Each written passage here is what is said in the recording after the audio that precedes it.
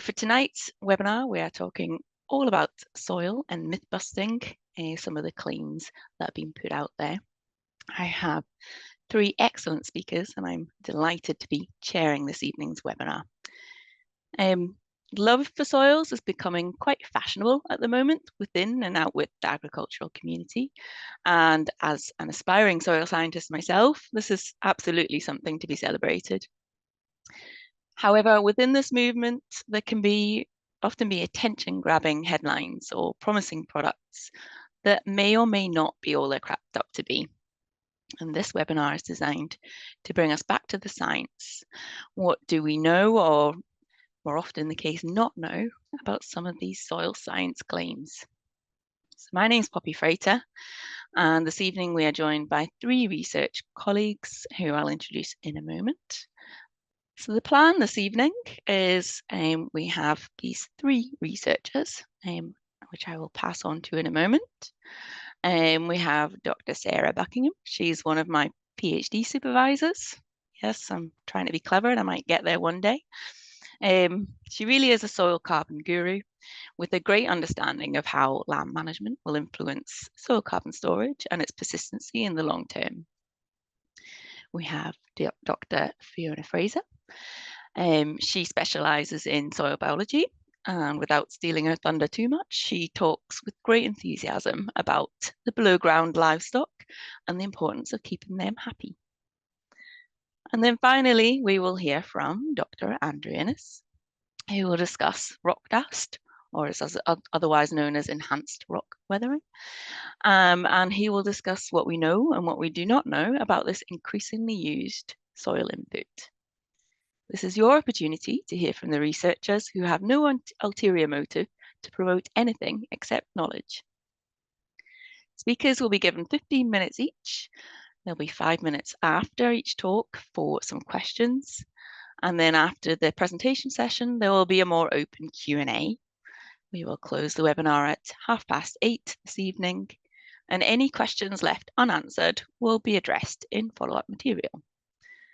So, without further ado, I'm going to hand over to Sarah. So Sarah, if you can get ready, I will just get your slides up for you. So thanks everyone for coming along to the webinar. And as Poppy said, I'm going to give a chat about soil carbon. I'm not sure if it's really myth busting, but it's certainly a hot topic still. And I think it's more about giving some context to how we can manage soil carbon and some of the complexities involved with that. So it's not as straightforward as people just thinking, just add organic matter and you'll instantly get more soil carbon. Looking at the attendees, hope some of you may have already seen these slides or something similar. So hopefully it's still of use to some of you on the call. But yeah. Next slide, please. I'll just get started. So just to clarify what we're really talking about today and to sort of differentiate between two terms which are sometimes used interchangeably.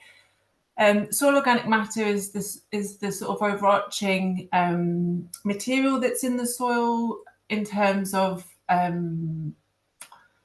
where the soil carbon sits. So soil organic matter derives from the breakdown of leaf litter, dead roots, plant materials and things like that. And it's a complex mixture of not just carbon, but other nutrients as well.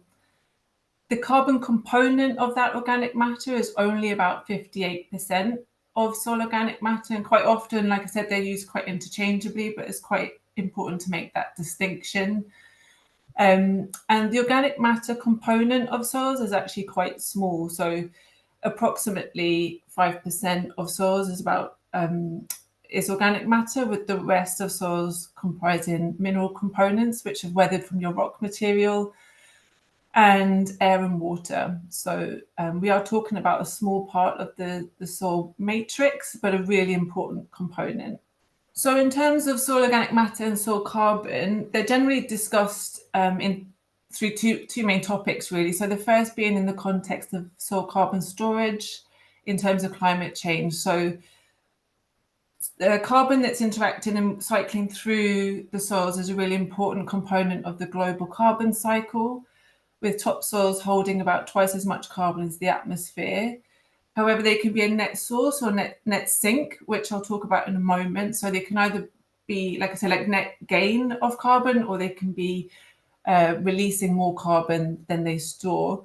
And so they can either be contributing to mitigating climate change impacts, but also contributing, depending on how those soils are operating. And also, soil carbon is discussed in the context of soil health, but really what we're talking about there is soil organic matter and how it contributes to things like your physical resilience, so the structure of your soils, how it contributes to the biological aspects, which Fiona will talk about, and also how it sort of retains those nutrients or maybe contribute to the cycling of those nutrients within the soil. So they're the two key ways I would say that, soil carbon are sort of discussed generally. So what you have in terms of the sort of the general cycling of soil carbon is that you have key inputs, which are primarily through photosynthesis, root material, or any sort of organic matter additions to the soil. Once they are in the soil, they begin to decompose and mineralize, the end product of that being carbon dioxide emissions. But an element of that organic matter will be retained, and that can be retained physically. So it's either, it can be physically protected within soil aggregates and soil beds, or it can be chemically bound depending on the mineralogy of your soils, which is governed a lot from the parent material. And it can be retained through the biological pool, which Fiona will talk a bit about in her presentation. So they're the three main ways in which organic matter and carbon are retained within the soil. And then you have key outputs. So as the carbon is cycling through these different storage mechanisms and decomposing, like I said, you get gas emissions, primarily carbon dioxide. And where oxygen is limited, that can become methane. So from peatlands, you often get methane emissions. And you also get that organic matter and carbon being lost through leachate, so being washed out through the water, and also through physical loss. So with soil erosion, you obviously lose organic matter and soil particles and the carbon that's held within that. So ultimately, when we are talking about increasing soil carbon stocks, in theory, what we're looking to do is increase those inputs. We want to slow down decomposition. We want to increase the ability for soils to retain that organic matter, and we want to reduce or limit the outputs. And so obviously that sounds really simplistic, but that's what we're aiming for. And that's a really complicated natural biogeochemical cycle that we are trying to control. And that's where the complexity comes in. It's almost, it's like trying to control I'll move on to, I was going to jump ahead of myself, but next slide, Poppy. So like I said, just that we're sort of clear on what we're talking about in terms of net sinks and net sources. So when you have inputs of carbon going into the soil, you may have more outputs than you have inputs, and that then creates a source of CO2 emissions to the atmosphere. So the soils are classified as a net source. You can also have them as a net sink. And you can think about this just in terms of like bank balances. So, if you've got your salary and if you spend more, then you have a net loss. But also what you could have is two salaries the same, but changing those outputs, obviously, sort of govern the net benefit that you have or the net losses that you have. And so this slide really is just to highlight that in my opinion, we should be thinking not just about carbon in terms of sort of static stocks and trying to increase these static stocks, but trying to look more holistically in terms of net gains and net losses, because the more we strive for increasing soil carbon stocks, then maybe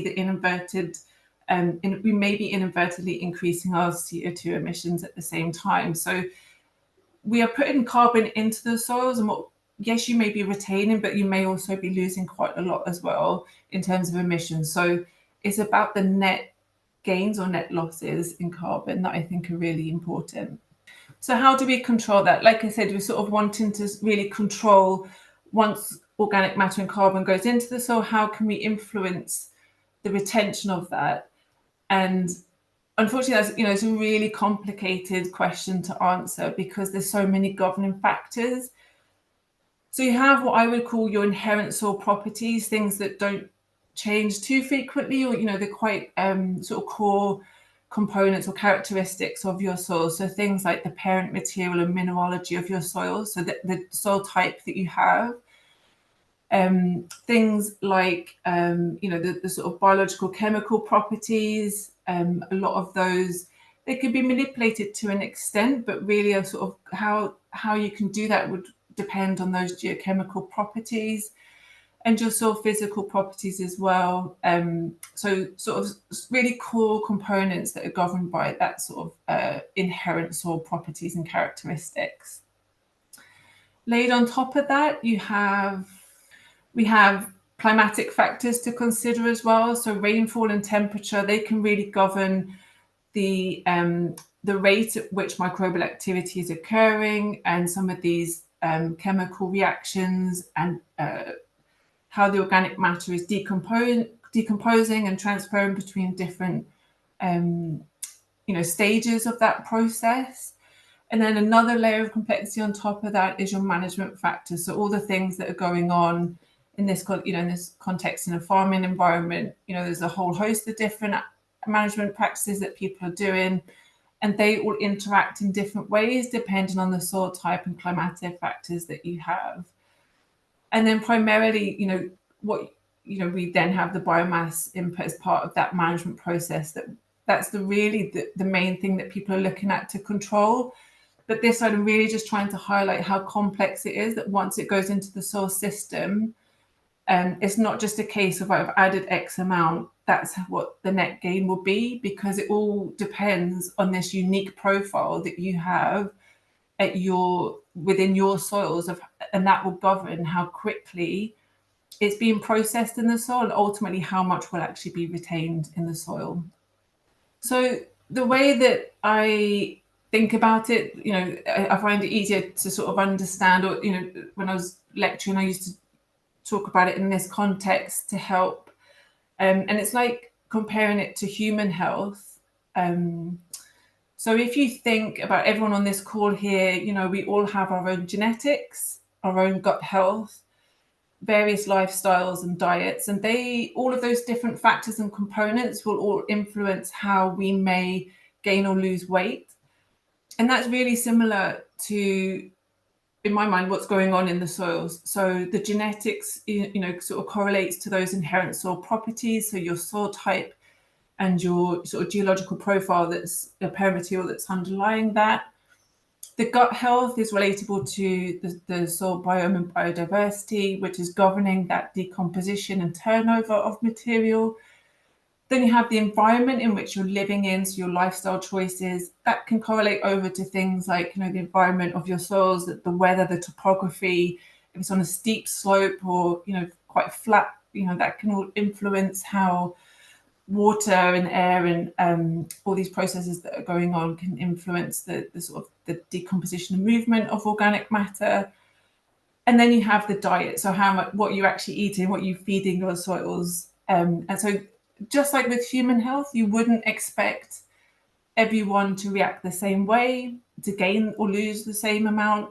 And so we can't really expect that in a soil carbon context as well. Every soil has its own digestion and metabolism. So, and again, it's not just the sort of the soil characteristics that are important, it's also what is being added. So just like with human health, you can look at something like a piece of watermelon, which will be digested in a matter of minutes or hours because it's mostly water, to something like meat, which can take hours to days, depending on how fast your metabolism is. And that's really similar to soil systems, again, where you may have quite leafy material, which may take days to years to decompose, but it could be quite woody material, and that obviously takes a lot longer to decompose. And so that carbon within it will be retained within that sort of profile for a lot longer. But ultimately, in both cases, you have a turnover. They don't stay in forever. So if you think about things that you've eaten, they don't stay in your body forever. They get used, they get, they interchange within the body. They become, metabolized. I don't know what the biological terms are, but, it gets used and turned over and you replenish. And that's very similar to soil systems. So a key question that I think everyone's interested in, and I get asked a lot, is, well, what can I do to increase my soil carbon? And unfortunately, it's always the answer of it depends. So all those factors that I showed you on that slide of your inherent properties and your climate, your topography, all of them create, a really unique profile for your farm that requires you to have quite a unique diet or lifestyle for your soils in order to gain carbon. So they'll all gain and lose carbon at their own specific rates. But generally speaking, there's quite good evidence that shows that, the practices that are quite, discussed a lot under the term regenerative agriculture are very positive for your soil organic matter. But again, the extent to which some of these practices will work at certain soil types and certain farm types depends. It's not a case of, it led to 10% increase at this farm, so it'll be exactly the same at that farm, because of all those underlying unique characteristics at each farm. So yeah, there isn't a one rule fits all, and it'll probably be a case that it will be a mixture of different practices that would work best. But ultimately, I think what's really important to consider is not just, like I said, not just the increasing of carbon, but thinking about how long that may be retained for, and looking at management practices that are providing long-term strategies for managing your soil organic carbon and your soil organic matter. So that's sort of highlighted here, also very poppy, sort of highlighted here in terms of not just increasing your inputs, but also trying to reduce those losses. So trying to really make your soils more resilient. And I can share the link to this this one here is called a violin graph that a colleague at the Hutton Institute kindly shared, that shows that things like, everyone talks about no-till, but introducing things like sort of longer lays may be more beneficial in the long run and over longer time scales. But that's from modeling exercise. It's really difficult to research these in the field because of all the, every farm's different, every soil's different. So it really does make it quite difficult to conduct field studies and then extrapolate that up to larger scales. Next slide, Poppy. Just thinking about this graph, Sarah, just to explain. So the black dot is the average of all the studies. Is that the case? And then the stretch of this plot is all the range. So it's massive range. There's big ranges in the soil carbon content across these different management strategies. So the LA, I can't really see it properly, but they're the lay ones. And then, so the blues, the cover crop, and the red and oranges are the no-tills or reduced till, and they're all beneficial. They all contribute to retaining to an extent, but some work sort of are more the gains. And again, this is a modeling exercise, so the uncertainties there are uncertainties and limitations around that data, but it indicates that having a sort of a longer term strategy intertwined in your system could be more beneficial than just sort of one management strategy that sort of, but it's a bit of each to their own, I think. Okay, so a mixture of interventions rather than, so. Okay. Yeah. So just to quickly highlight, because I'm conscious of time, that as well, I think that there's a lot of activity trying to increase soil carbon content. And yet there was a study conducted by colleagues at the James Hutton Institute that looked at, so obviously they've got the inventory data, which showed that there was no net change in, like on average, no net change in soil carbon stocks nationally across the two different dates that the soils were sampled.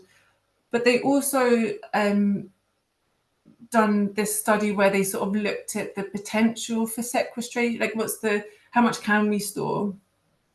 and it was about 60 megatons of carbon in grasslands and around 88 megatons in arable topsoils.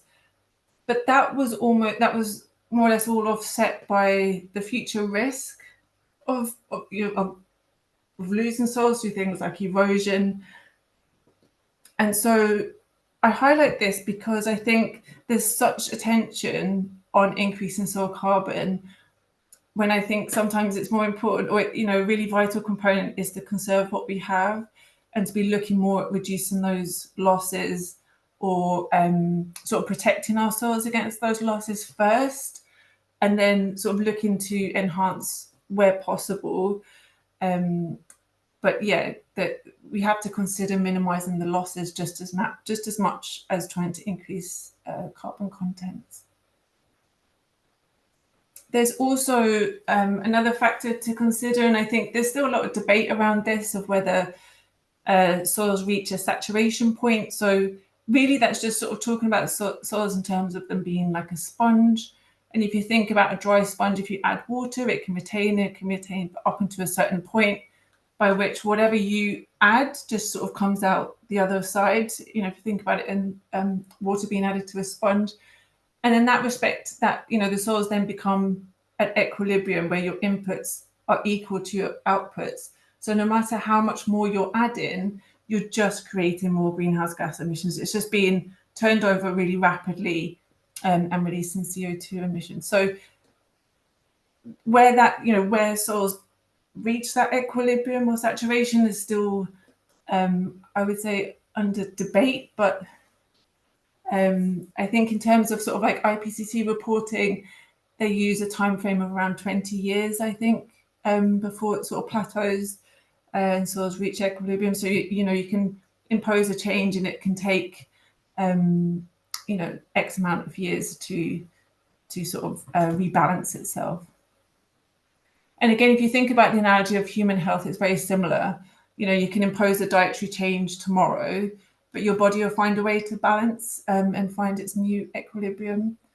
And so the only way that you know where you may sit on that curve is with regular monitoring of your soil carbon stocks. So if you only to sort of measure your carbon stocks once, you don't really know if you're increasing or decreasing, or where there's nothing to really benchmark it against. And so if you are sort of monitoring quite regularly, you can see the trajectory and the trends for your own soil carbon stocks. So yeah, just a few points to summarize. Like I just said, so it's really important to monitor our soil carbon because it's really important to know where we sit on those curves, or whether there is a net loss or net gain. And you only can really tell that with regular monitoring. Like I've highlighted, any carbon or material that you're putting onto the soil, we don't really know how long it will be there, the permanence of, or how quickly it may be turned over. How much that happens depends on soil characteristics, and any management changes that you do that lead to an increase in soil carbon stocks is really important to consider that can easily be reversed, that net gain. So you can gain X amount, but then go back to your previous management, and it then gets lost. So like I say, there's a lot of consideration on conserving before enhancing our soil carbon stocks. Like I said, the saturation level, but there is, I think, a wider consideration in terms of how carbon is interacting with our other nutrients. And if you just flick to the next slide, Poppy, it's my last slide, so don't worry. If you just flick through, I think the sort of main message that I want to give this evening is, I totally appreciate all the important factors of soil organic matter and soil carbon, but soil carbon is only one indicator of soil health. And I think it's so much more beneficial to be looking at soils in a more holistic sense, beyond just carbon, in terms of, like I say, conserving that organic matter for resilience against things like erosion, and all the other ecosystem functions that they can give. So how it's contributing to flood management in our catchments, and contributing to supporting biodiversity, which is a very big topic at the moment. And so as much as I appreciate that there's a big drive on carbon, I think, having a more holistic view is more beneficial in terms of sort of future sustainable and resilient productivity on farm. So yeah, I'll finish there. Thank you. Fantastic. Thank you very much, Sarah. I think it really does show the risks of being too tunnel focused on just carbon alone. And also it just shows how farmers and land managers are providing much more with good soil management beyond just the headline of carbon altogether. Mm-hmm. And I Yeah, think you put definitely. together quite well how complicated it is, how every farm is different. Um, there are a couple of questions. One question is asking on your graph, I think it's referring to the James Hutton Institute graph. Is there a comparison when all the regen practices are implemented together on the same land at the same time? I don't think it does. I'm happy. I can put I'll put the paper in the chat, and then you can take a look. But I agree. I think they were primarily looking at them in isolation.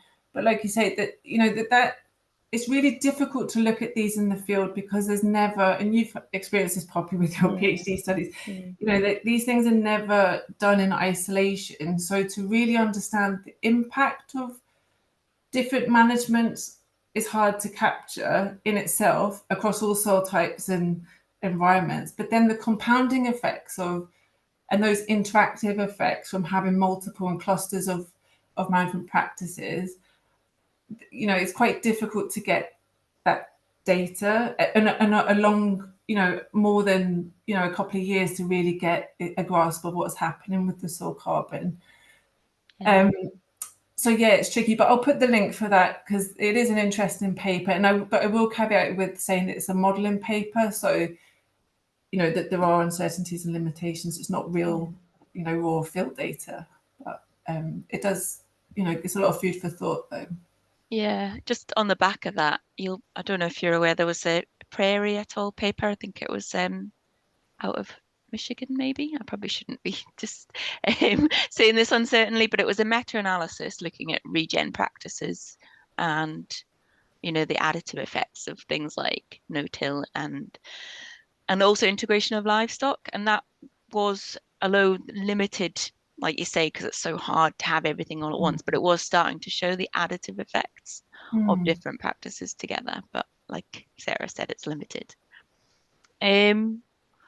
Another question on soil organic matter content having limits. So on saturation, is it possible to grow the depth of soil? So the soil organic matter content per acre could be increased. Yeah, this is a big question. I'll let you answer it. Yeah, I mean, I've heard people talk about how they're growing soil, and the question is always like, what do you classify as soil? So if you go back to that first slide, soil is a mixture of mineral and organic matter, and I would argue that you sort of need that mixture for it to be soil. And without intervention, it takes thousands of years for like a centimetre of soil to develop. It's a very slow process. And that's why I think it's important to have this discussion about caution about trying to increase soil carbon and increase organic matter, because of course we can do that. But I think we have to be mindful of, like I say, it's a natural biogeochemical cycle, and that in itself comes with limitations.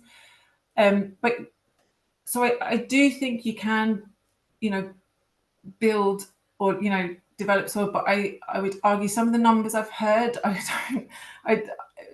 would be dubious of, and at the rate that they're saying, I'd be dubious. I sometimes wonder if it's just more, an accumulation of compost rather than soil or something like that. But Yeah, I mean, there are some papers as well. Like, I mean, I can dig it out and find that there's some work being done where, and I don't know if you know, but where they're sort of like, oh, I hope I get this right now, that about how chemically the organic matter is almost like stacking up on top of each other and creating like what they like Yeah. skyscrapers and the sort of things.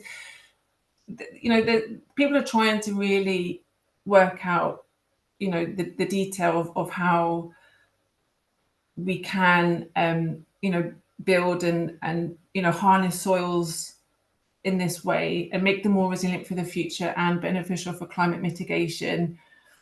But like I say, it's a natural biogeochemical cycle, and it's almost like, you know, if we look at it like a human body, there's limitations to how much we can push that system.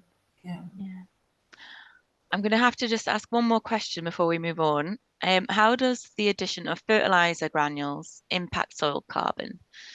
Many land managers add this. Yeah, I mean, obviously it depends on sort of quantity, extent, how they're incorporated and things like that. But so any nitrogen that's added, there is a really close link between your nitrogen and carbon. So again, it's similar to a human body. So, you know, so the microbial pool, which Fiona may touch on, they like to stay at a certain carbon to nitrogen ratio. So any nitrogen that's added, you know, it can influence that carbon cycling in that respect. I don't know. I mean, I've seen different studies saying different things depending on the soil characteristics.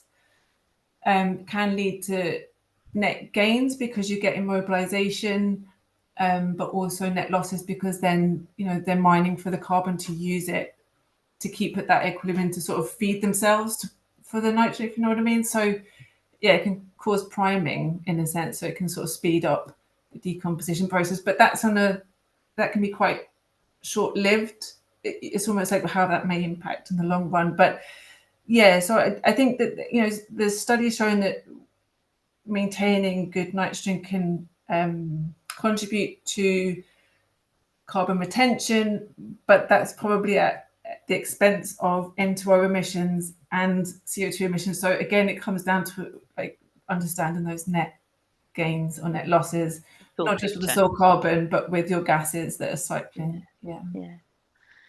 God, there's so much to it. No, that's fantastic. Thank you so much. I'm going to hand over to Fiona Fraser now, so you can have a bit of a rest, Sarah. There is another question in the Q&A if you fancy answering it. But I'm going to hand over to Fiona now. Thank you. Okay. Hi, so I'm Fiona. I work for SRUC and I work at the Craveston campus where I do a mixture of teaching and research. I'm going to use some slides that I've used with students as well as with real proper grown-up farmers.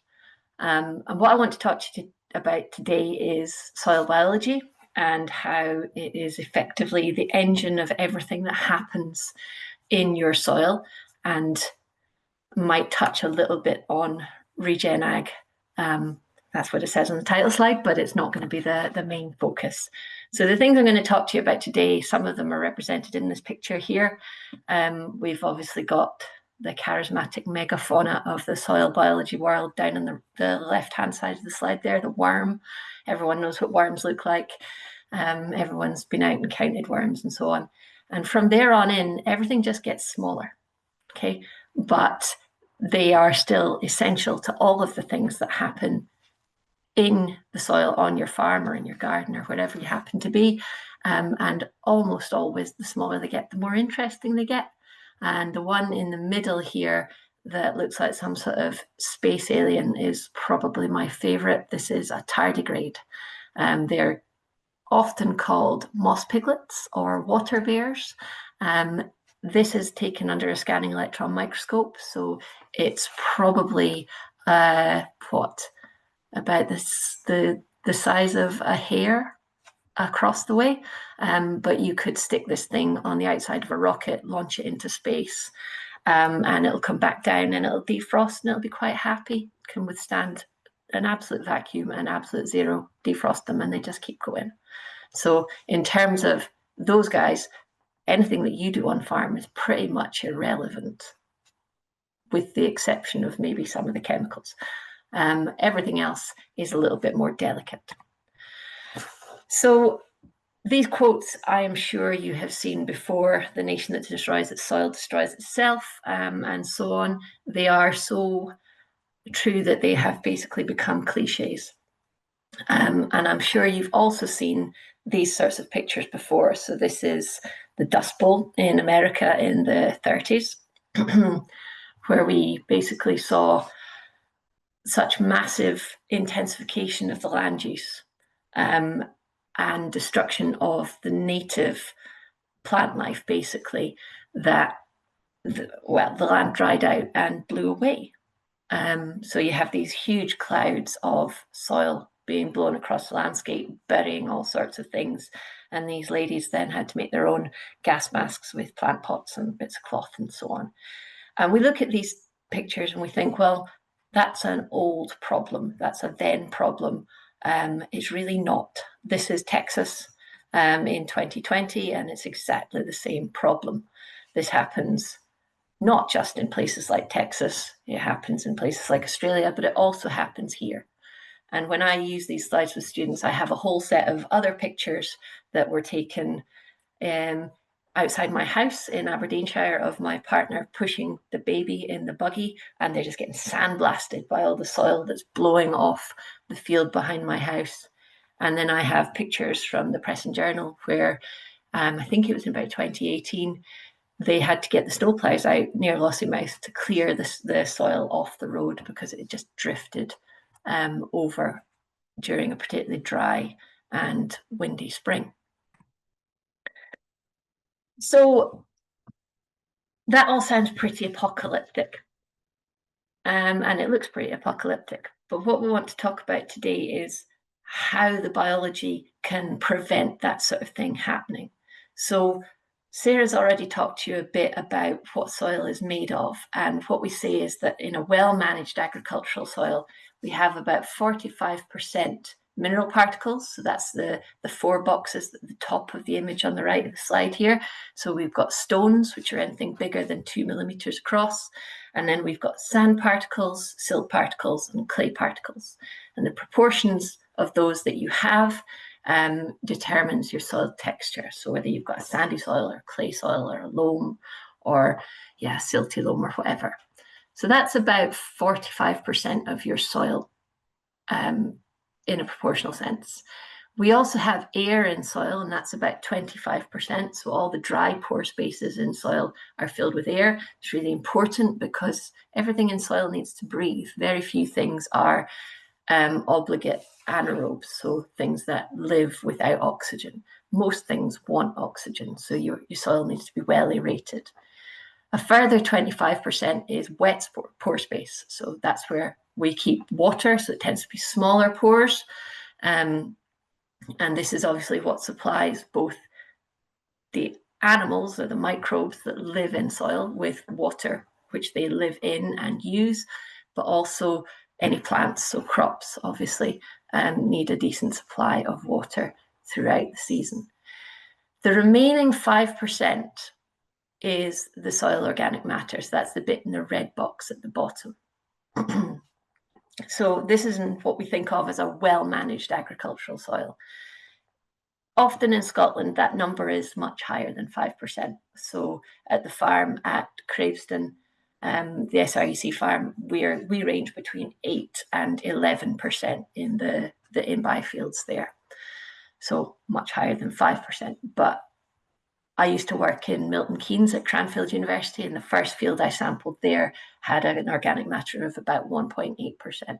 It was really, really low, and they might as well have just used hydroponics, to be honest. It was just sand. But of that 5%, about 80% of it is what we think of as humus. So this is basically semi-degraded organic material. This is the stuff that Sarah's talking about before. It's where the carbon is stored, basically. Around about 10% is roots, and those tend to be living roots. The dead roots end up as the humus as well. Living roots making up about 10%. Obviously, that varies wildly depending on what you're growing. And then the remaining 10% of that is stuff that's alive and moving. I mean, roots are alive, but the organisms. So what I want you to do is I want you to think about a handful of the soil on your farm or in your garden or wherever. And then we're going to think about what is in that. So actually a handful of soil is not what you think about. A hectare of soil. So big, a reasonably large field, small field. But in that, in the top 1 meter of soil, we have about 1 to 5 tons of fauna. So those are all the things that move around, all the what primary school children call mini beasts, so the worms, the mites, the beetles, things like that. So about 1 to 5 tons of life in a meter that's a hectare, a square hectare. We have a further 3.5 tons that's just fungi, okay? And then 1.5 tons per hectare of bacteria. So in total, that comes to somewhere between 6 and 10 tons, depending on where you are. And again, depending on the kind of breed you're thinking about, that's between 8.5 and 14 cows per hectare. So it's quite a high stocking density if we think about it in purely agricultural terms. So what I like to describe the microbes in your fields as is your below ground livestock. So if we think about what they might look like, this slide's always the wrong way around. But we've got what we think of as the macro and megafauna here on the right. We've got the worms and the beetles and the slugs and millipedes and things like that. Here we're looking at the body size, so the body width. So it's across the worm rather than how long it is. So these are the big things, and then we jump down to the mesofauna, so things like the springtails and the mites. These are all still mobile. These will move around fields and between them. And then we jump down to the micro flora and microfauna. Nematodes, most people have probably heard of in the context of things like potato cyst nematode, and think of them as maybe negative things. There are lots of good nematodes. You get bacterial feeding nematodes that will eat a lot of the bacteria in the soil. You get root feeding nematodes that will feed on your crops. So it's a bit of a juggle. Generally, what we're thinking is the more diverse the biology in your soil is, the better the functionality. So the better the predators can keep the pests in balance, things like that. And the reason I stumble over this slide is because fungi are billed as being really small, but actually the biggest organism on Earth is a fungus, and it's about 1,500 acres. That's the size of it. So it spans an area of 2.5 square miles. It's somewhere over on the west coast of America it's in Oregon, I think, I can't remember. But it's basically a symbiont of redwoods. So it spreads its way through the ground and interacts with the roots. And then the tiniest of them all is the bacteria. And the bacteria, whilst tiny and basically stuck in position, they don't really move around in the soil. They are incredibly important when it comes to the cycling of nutrients and things. This is a table that I stole basically from the FAST technical note that you see listed on the side, so you can go and look it up for yourselves on the FAST website. And what it does is it gives you an idea of the numbers that we're talking about. So in the right-hand column, we're looking at abundance. So this is the number of individual organisms per square meter of soil. And right down at the bottom, we've got worms. And we've got about potentially 300 worms per square meter. That's quite a lot of worms, but that's down to a meter depth as well. We go up through, or rather we drop down through the size categories, and those numbers tend to increase. Some things like woodlice, so slaters, it doesn't really increase. There is a bit of a drop. That depends on where you're looking. But mostly what we're seeing is this increase in numbers of individuals as we decrease the size, until we get to the very smallest the bacteria, where we're talking about 200 trillion individual bacteria. That's not a number that I can rationalize, to be honest. It's just really, really big. So that's the abundance. But then if we look at the diversity, so this is the number of different species, and we start again at the bottom with the worms. In the average square meter, we might have 15 different species. So in the UK, we have about 29 different species of worms, and they all live in slightly different ways and do slightly different things. But in any square meter, you're going to find multiple species of worms doing lots of different things for your soil. And again, as we drop down the size categories, generally the diversity increases. There are some exceptions to that. So the Enchytraeids and the Collembola, they're just not as diverse as groups of species. But then again, as we get towards the small things that we're looking at in soil, the bacteria, we've got up to 9,000 different species of bacteria. This is just to say that basically the below ground life is incredibly rich, or it can be incredibly rich, and it can be incredibly abundant. Generally, the more you have of the more species you have, so the greater your biodiversity, the more functions that biology can provide in your soil. So the more nutrients you're going to cycle and so on. Mostly I talk at length to students about how amazing soil biology is, and their faces say, oh, it's just like, well, great. So what? Why should I care? The reason you should care is that, like I said at the start, the biology is the engine of all the functions in soil. If we had to wait for nutrients to cycle without the intervention of biology, we would be waiting years for things to happen, sometimes hundreds or thousands of years. So what the biology does is it creates clever chemicals called enzymes, and that helps reactions happen at lower temperatures, basically. So they can happen at room temperature very easily. They can happen at temperatures outside. They can happen in the soil, where at 10 centimeters, it might be between, well, what about 4 and 15 degrees year round? So relatively low temperatures. But these things can happen rapidly because of the intervention of biology.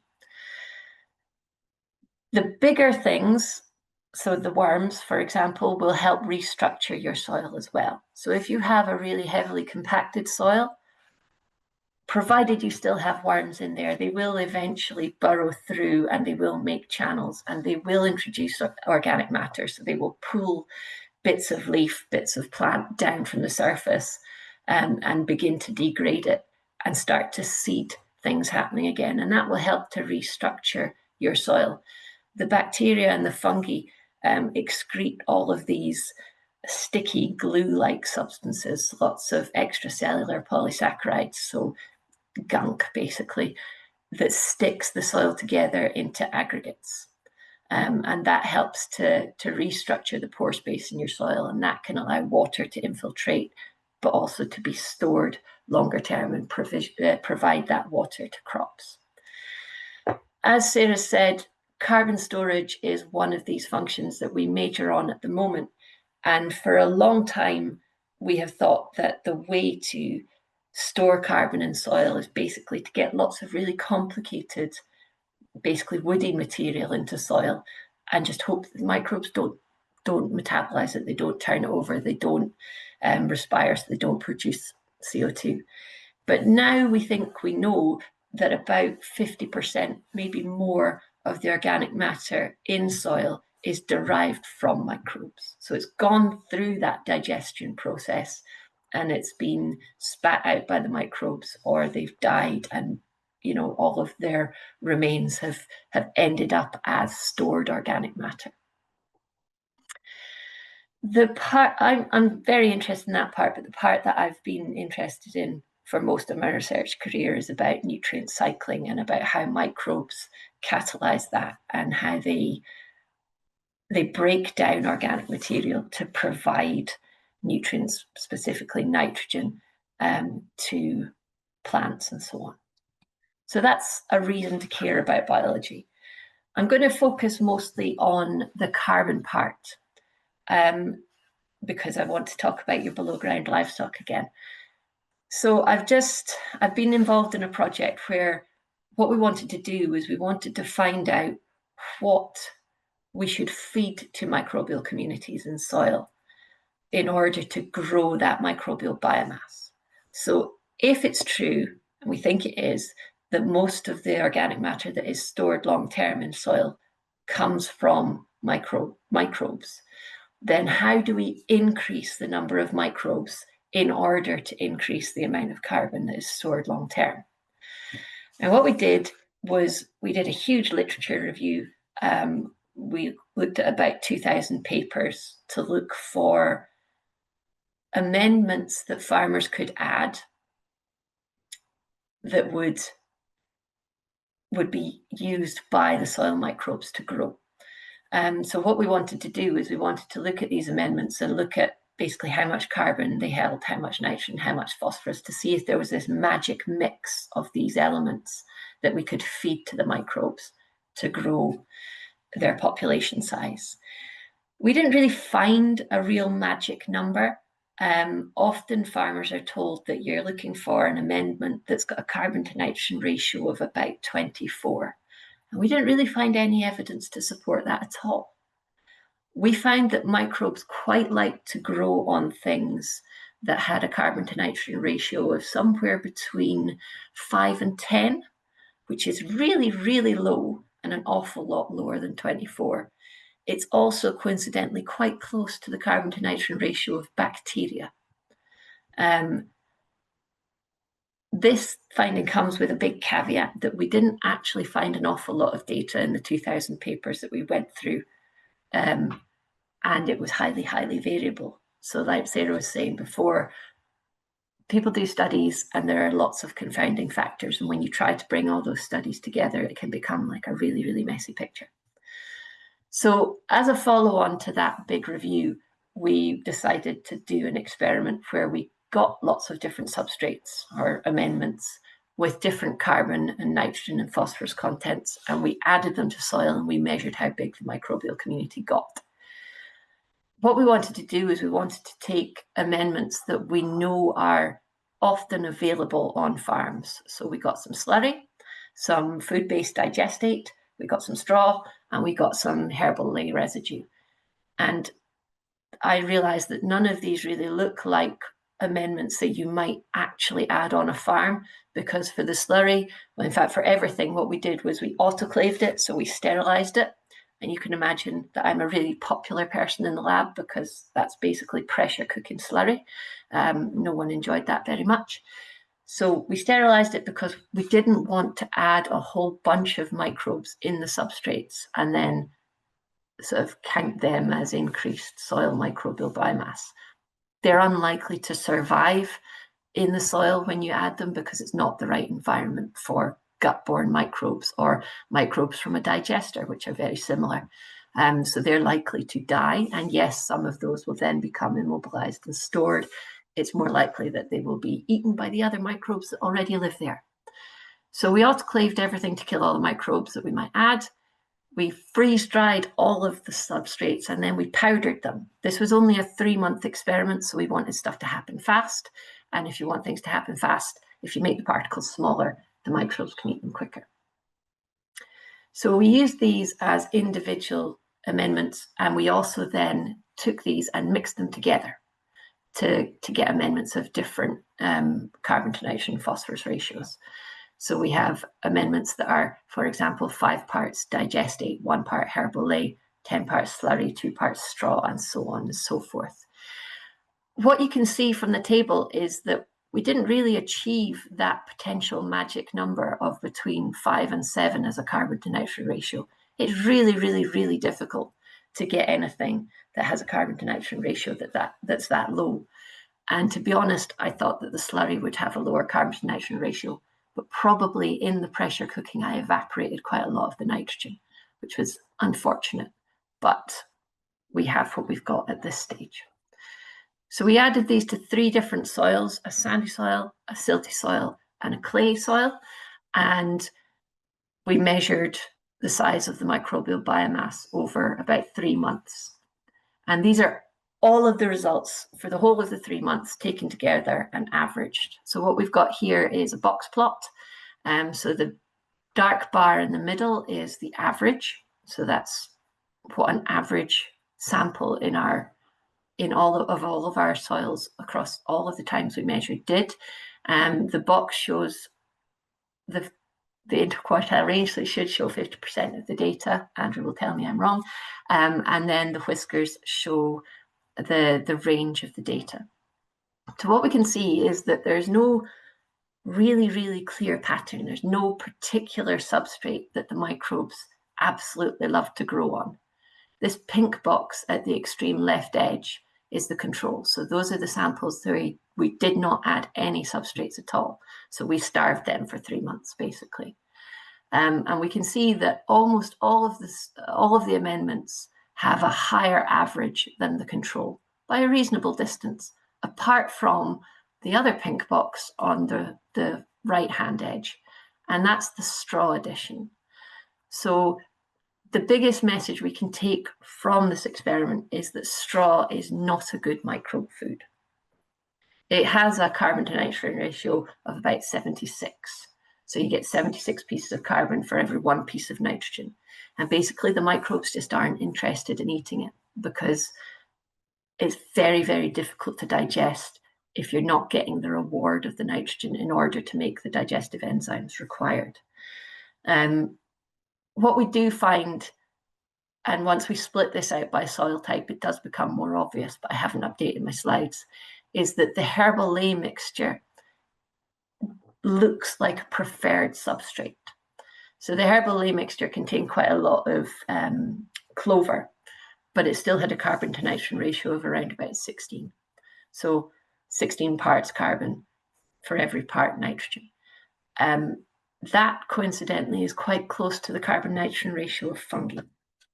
So there's quite a lot more work to be done to pick these results apart. But what we're leaning towards is basically green mixed residues rather than single species. So if you just have perennial ryegrass, yes, they'll degrade that, but they won't degrade it as well as if it had clover mixed in as well. I can't remember what I was going to say about this because Zoom is across the writing at the top. So what we're seeing here is as we increase the amount of storage, the organic matter goes up and the leaching losses should go down. And as we increase the rate of cycling, the decomposition should go up. The symbiosis should go up with more biodiversity. In terms of the timing of the release of different nutrients from residues that you add to soil, we're still not quite there in terms of resolving that as yet. I don't actually have any more to say, Poppy.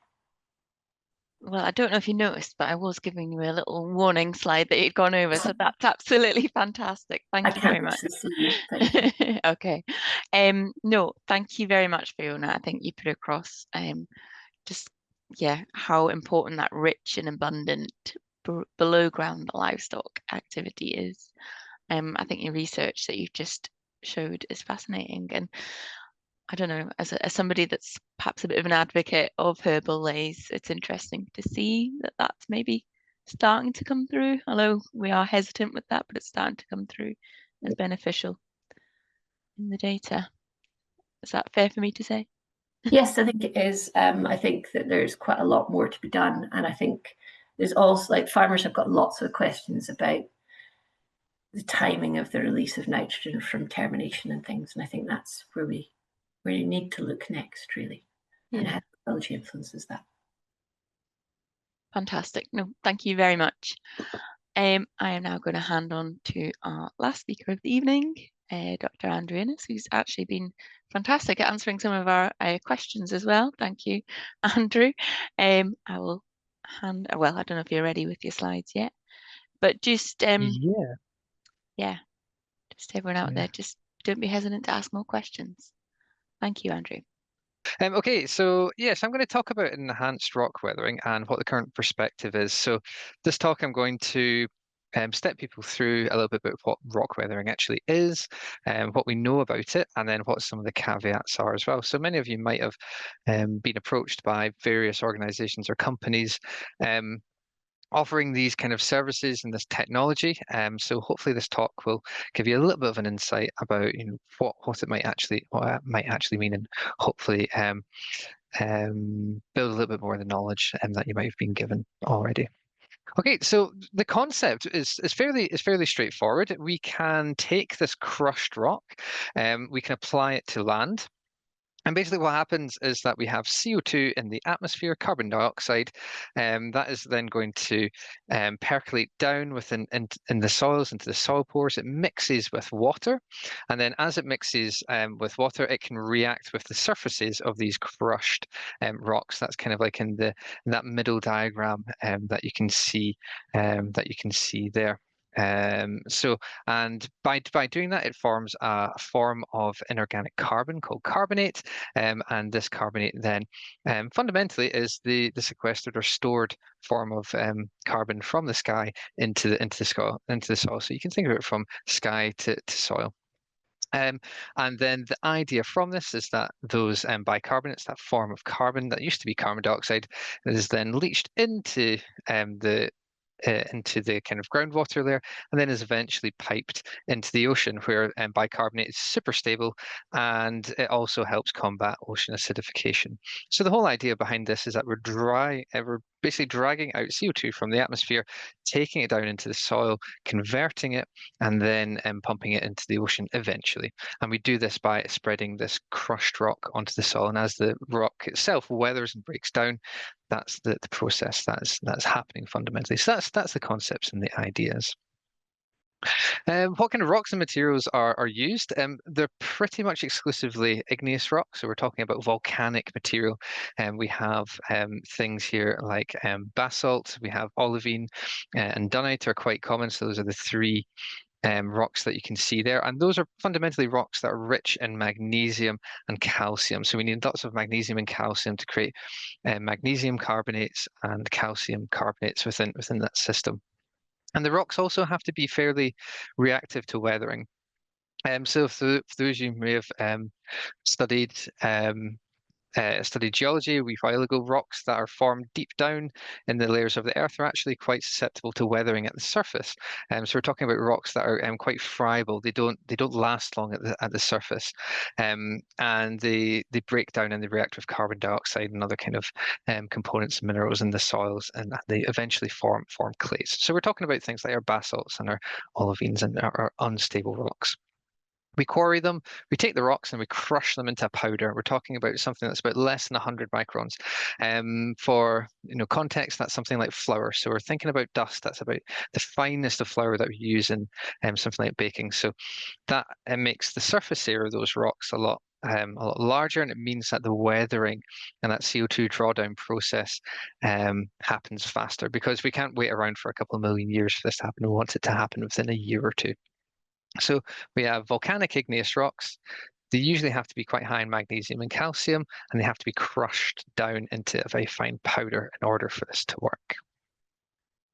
We then take those rocks, the crushed powder. Powder itself, we don't usually manufacture it. It mostly comes from gravel kind of quarries, and it's the dust from the machining from those gravel quarries that we take as a byproduct. And then we spread that dust across the fields, and then sometimes it's ploughed in, or perhaps it's left on the top. There isn't really a standard method in order to apply the powder at the minute.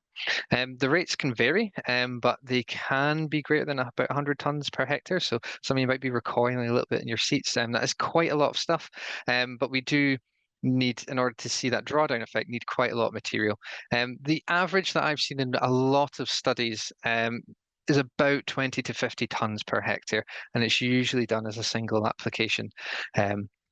In a lot of cases. So we're talking quite large inputs compared to something like lime, where you might only have between 1 and 8 tons per hectare there. And then you run those crops, run your fields as you would normally do. You can add fertilizer, manure about 1 to 2 weeks after, and from that point on, That's it fundamentally. So it's a fairly straightforward system. Take the crushed rocks, we spread them out using usually like a disc spreader or something like that. You can incorporate it in, or then you just go along with the fertilizer and the manure from that as well. So that's the kind of idea, and hopefully that's given you a bit of a broad overview of as to what it is and how it works, drawing down that CO2.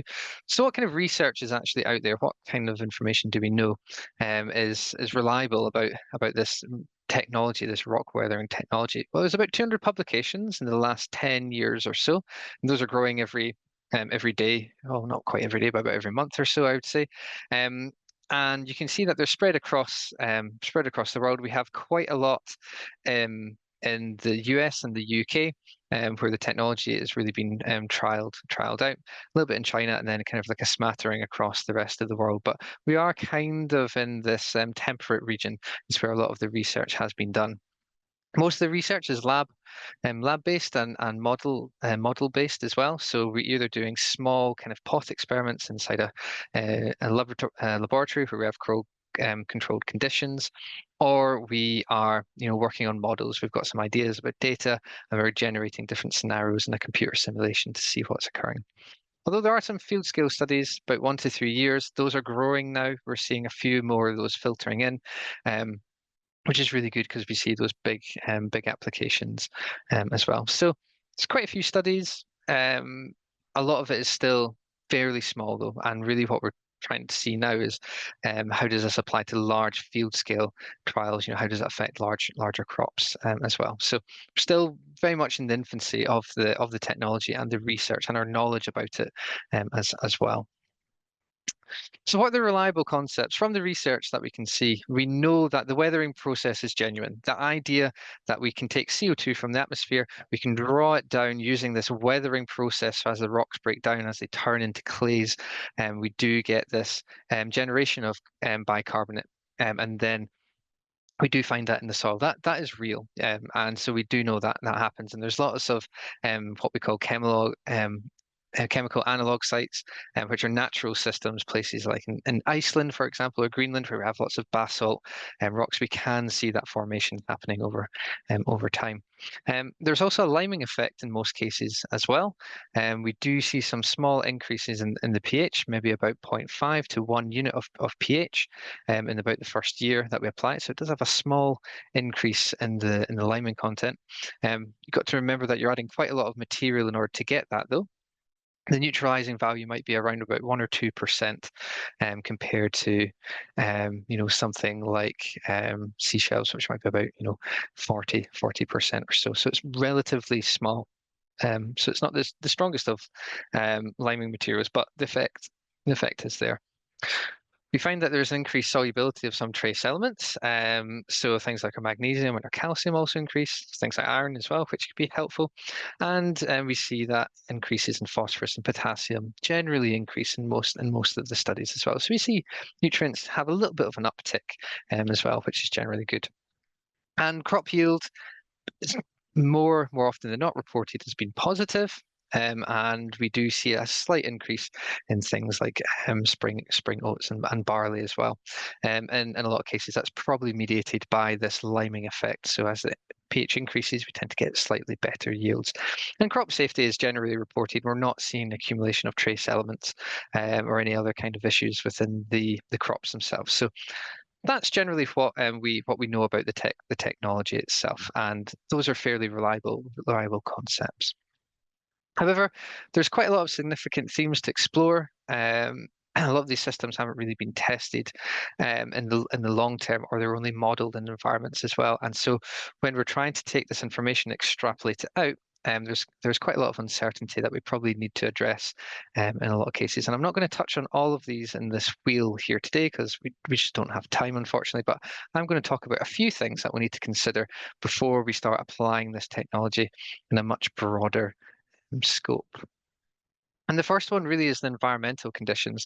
The weathering, the breakdown that we have of these rocks is incredibly dependent on soil temperature, the type, and also the climatic systems that we have within our environment. So we know that Scotland has a vast diversity of different soils, about 800 different soil types. or soil units across Scotland that you can see in this map. So we're really in a wonderful country for this kind of discipline. So a huge amount of variation there. And we also have this very strong west to east gradient in terms of rainfall. We could have maybe 3.5 meters in some parts of the western coast of Scotland, places like Tyndrome, for example, and we could have about 0.6 of a meter, in places like East Lothian as well. So we have this big gradient here. So we're going to have a huge variation in the efficacy of the minerals weathering and that carbon drawdown as well. And we know that the sequestration of the carbon really depends on a lot of these complex interlocking factors as well. And we're, again, only at the infancy of really understanding this. So the environmental conditions in Scotland itself make it very uncertain as to how effective this technology is going to be. It could be fantastic in one area. You could go a mile or two down the road, very different soil conditions, maybe smaller micro climates, for example, and then you get completely different results as well. So it's very difficult to extrapolate from there. So it's certainly not a proven technology that we can apply, with the same consistency as you might do a fertilizer, for example. We know what kind of returns we're going to actually get. The other kind of main issue that we have is the stability and the persistence of the carbon itself. We know that inorganic carbon forms are really only stable at pHs of greater than 5.5. Ideally, we would have the maximum amount of carbon at about a pH of 8.5. But again, I doubt many of you listening into this would be quite happy to have a field bordering on a pH of about 9, because you won't really be able to grow anything there. So it can be a little bit hard to maintain that inorganic carbon stock within the soil itself. And the soil organic and inorganic carbon in a lot of these competing environments is generally understudied in these environments as well. We also don't really know what the effect is of soil respiration. So, Sarah and Fiona were both talking about, soils as almost living entities giving off CO2 as well. There's some studies that have shown that adding the rock dust can increase the amount of CO2, the respiration, that could offset any other kind of gains of soil carbon as well. And this idea of soil to sea or, sky to soil, concept is really only conceptual at this point as well. We don't really have any direct evidence, and there's quite a few barriers to that as well. So will we get changes in that carbon as it moves down? Will it get stuck somewhere in the soil? How long is this going to take? Could it take weeks, days, months, years, decades for that little molecule of carbon to move down through the groundwater and eventually hit the sea? And then how do we measure it? A lot of the techniques that we have are not particularly precise enough in order to be able to follow something down without getting into a lot of radioactive tracers and those kind of things as well. So we need many more research projects to help us understand this as well. There is a project that's been put in recently for bids with myself and the University of Edinburgh for this thing. So we're hoping that will get funded, and then we can start exploring this kind of aspect as well. And that would be something that would I'd find really exciting, and hopefully answer this major question as well. We also have soil-specific reactions, as I mentioned. We have this huge variation in the soil itself. You know your own soils. There can be very large variations in the pH, the soil texture, the carbon, the bulk density, etc., the amount of soil moisture content as well. And we simply can't generalize this point at a field or even a soil type level, because we simply don't have enough data. And there was a nice study in 2024, so just last year, in some Swiss soils that looked at adding in rock powder additions. So the little red squares here, the controls, we didn't add any. We had a treatment and they measured it after a year, and a treatment after they measured it a month, and the green and blue squares there. Respectively, and they did this in a carbonate field and a silicate field, and then also in a limed field as well. So quite similar to what we were going to see. And what the researchers found was that the differences in the fields were much more important than the differences between either adding or not adding the rock dust, and even more so in terms of measuring the rock dust after a month and after a year. So the researchers found that they saw generally positive to neutral changes. There was some improvements in the amount of carbon sequestered in the soil. I shouldn't say sequestered because Fiona and Sarah won't they'll shout at me for that. But the amount of carbon that's actually generated in the soil itself, the differences were larger between those fields than they were for the treatments as well. So again, it's very, very muddy in terms of being able to understand whether or not this technique actually does have a benefit as well. So we're very far away from that.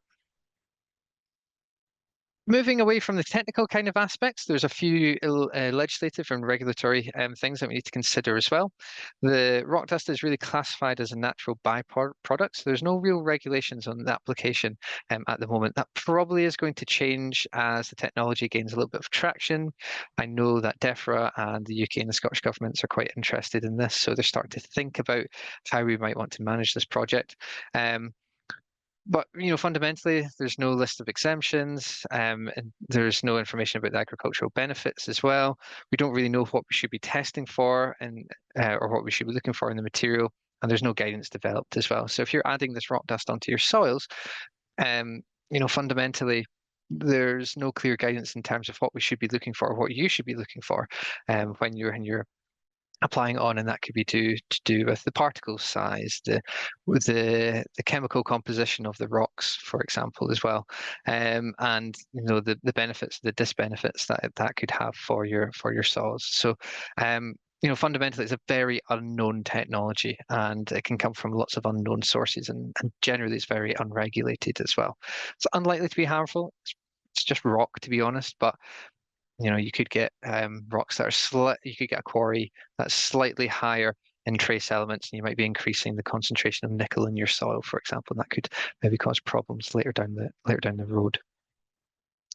We also are not really clear about the environmental impacts. The effects on soil biological functioning are unknown. There's not really been any studies looking at that yet.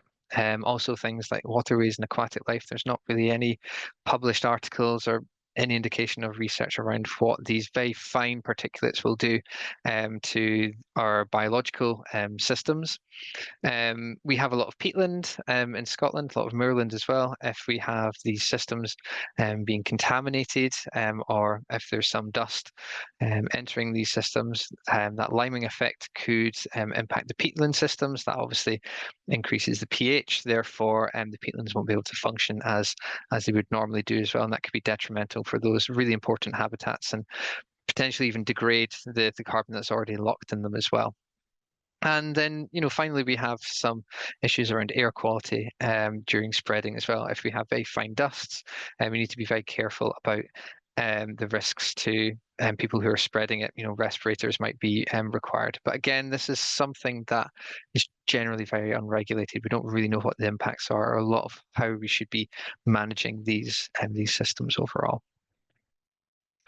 And then one of the kind of last points I'd like to make is really thinking about carbon credits. This is fundamentally what the systems are about, and why the technology is being used.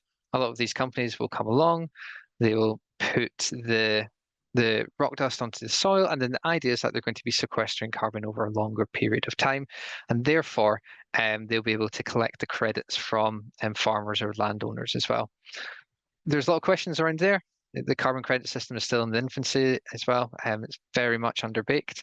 We don't really know who's going to be owning or responsible for the credits. The rock weathering ERW takes time as well. Are there going to be constraints on the land use, and how can you manage that land over time? If you apply the rock dust, are you going to be constrained in terms of what you can use that land for 10, 20 years, for example? We don't really know.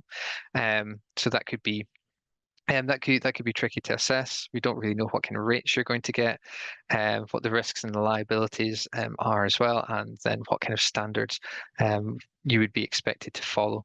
There's also some issues in terms of the technical challenges for measuring soil organic carbon and soil inorganic carbon respectively as well.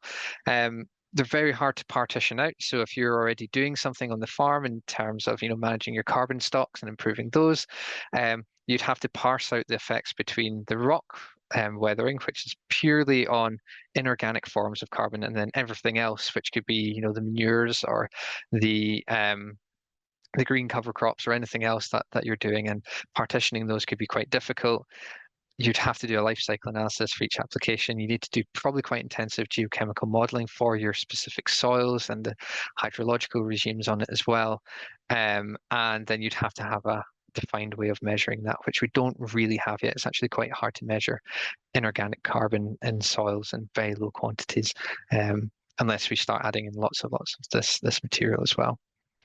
So really what can be concluded, hopefully I've been kind of keeping to time, what can be concluded from this?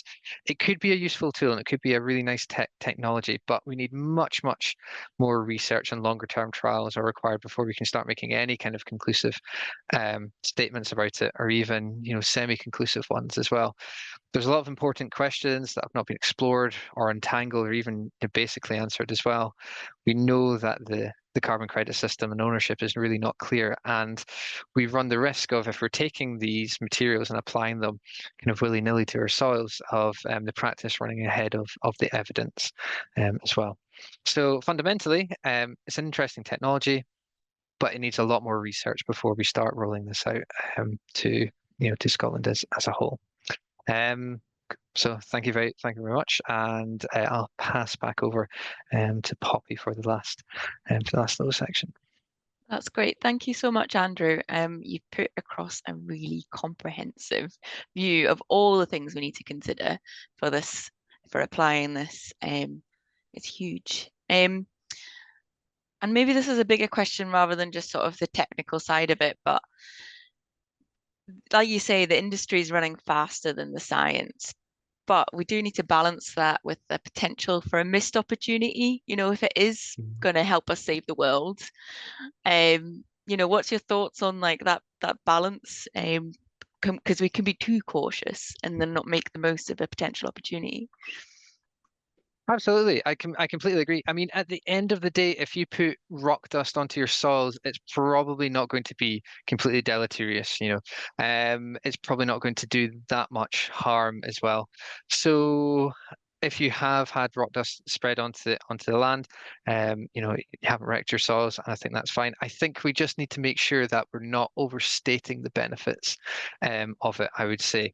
So yeah, as a technology, if we have this extra waste, it probably will be doing some good, but we just don't want to overestimate it and then think we can, you know, get away from, you know, using more or applying more carbon elsewhere, using more electricity elsewhere, because we're offsetting it in this sort of system. That's my main kind of point. But hopefully these longer term trials that are coming in will help us answer that.